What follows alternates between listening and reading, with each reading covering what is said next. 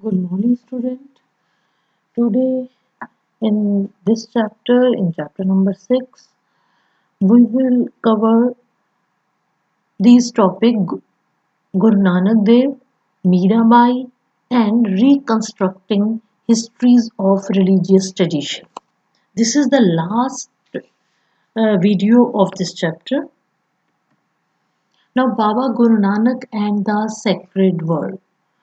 Baba Guru Nanak was born in a village called Nankana Sahib near the river Ravi in Punjab in 1469. He trained to be an accountant like as a clerk, and studied the Persian. He studied very well this Persian language. He was married at a young age, but he spent most of his time among Sufis and Bhakts. He wandering here and there with these Sufis Bhakts. He also traveled widely with these Sufis saints. Now, the teachings of Guru Nanak. His teachings are well reflected in his hymns. Hymns means shlok. These hymns suggested that he advocated a form of Nirgun Bhakti. Again, Guru Nanak also advocated or preached or spread the Nirgun Bhakti. He rejected sacrifices, ritual baths, image worship, and scriptures of Hindus and Muslims. According to him, the Absolute or Rab had no gender or form. It means that he believed in the Nirgun, that God is everywhere. He had no form. He proposed a simple way to connect to the divine by remembering the divine name. He expressed his ideas through the hymns called the Shabd in Punjabi language.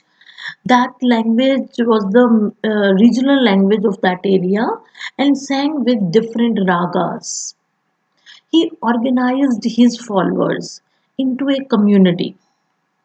He set up rules for congregational worship. That one is called the Sangat.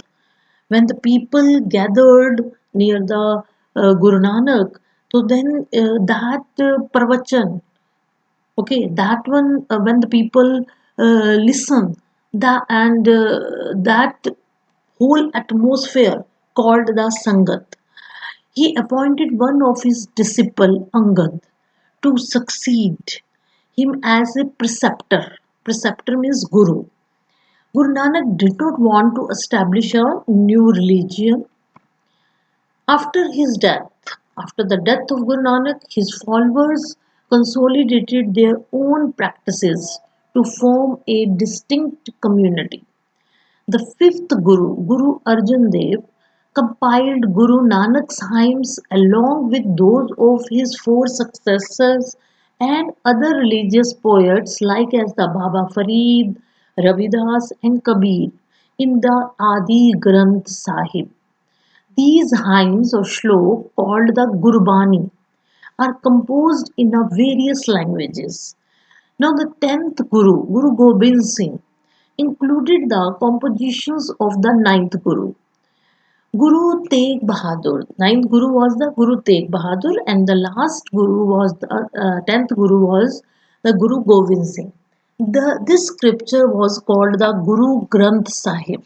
This book, this holy book of the this Sikh community that known as the Guru Granth Sahib. Guru Gobind Singh also laid the foundation of the Khalsa Panth. Khalsa Panth means army of the pure. He also defined its five symbols.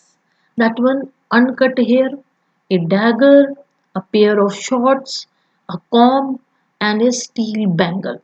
That if anybody who adopted this path, this Khalsa Panth, then that person have to wear all these five symbols. It was under the leadership of Guru Gobind Singh that the community became a socio-religious and a military force. It means both a socio-religious community as well as a military force. Now we are discussing about the Mirabai. Mirabai, the devotee princess. Mirabai was the best known woman poet within the Bhakti tradition.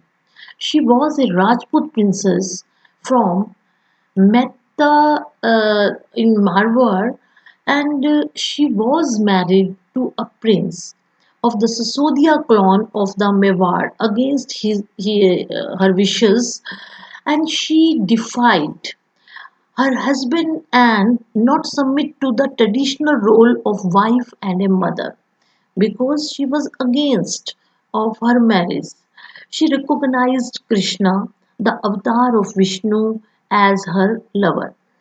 Her in-laws tried to poison her, but she was escaped and lived as wandering singer composing the songs with intense expression of emotions. Her famous preceptor was Rai Das. He was the guru of the Mirabai. He was a leather worker. It shows her defying the norms of the caste society. She was against the caste system. She had donned the white robes of a widow. Mostly she wore the white robes or the saffron robes. These type of the saris she wear. The white she wore because like as a widow and saffron like as a renouncer, like as a saint. Although she did not attract a sect or a group of followers, she has been recognized as a source of inspirations for centuries. We get information about her from the bhajans attributed to her. Now, the last topic of this chapter, reconstructing histories of the religious traditions. Historians use a variety of sources to reconstruct histories of the religious tradition. These including the stupas, it means through the stupas, through the monasteries, and through the temples. We got a lot of information about this religious tradition. Historians also draw on textual sources including the devotional literature and the hagiographies. Yes.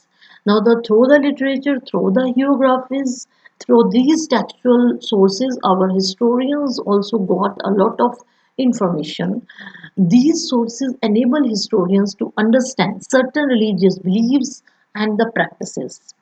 The, they range from the simple direct language of the Vachna of Basvanna to the ornate language of the Farman of the Mughal emperors.